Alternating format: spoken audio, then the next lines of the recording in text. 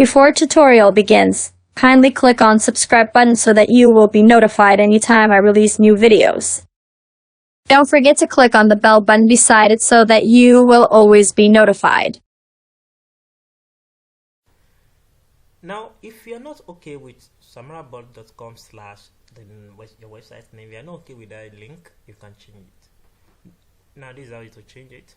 Now, when you open your website manager like this, then you click on remove service.com from your website.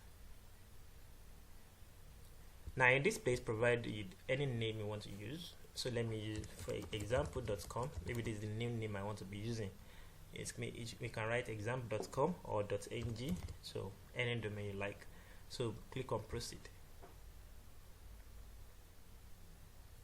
Now in this place you can see, so it is 10,000 naira per year at the moment. So it's at the moment. I don't know what tomorrow will bring. It may come down tomorrow, or it may come up. Anyone? Okay, now after that you need to wait for like 4 hours. Let me see, let's say it. Now I click on buy domain. You can see it will be ready in less than 4 hours. So when you click on pay now it will take you to where to pay. After the payment, in the next 4 hours your website will be changed from service.com / any name into example.com. I use example.com as an example.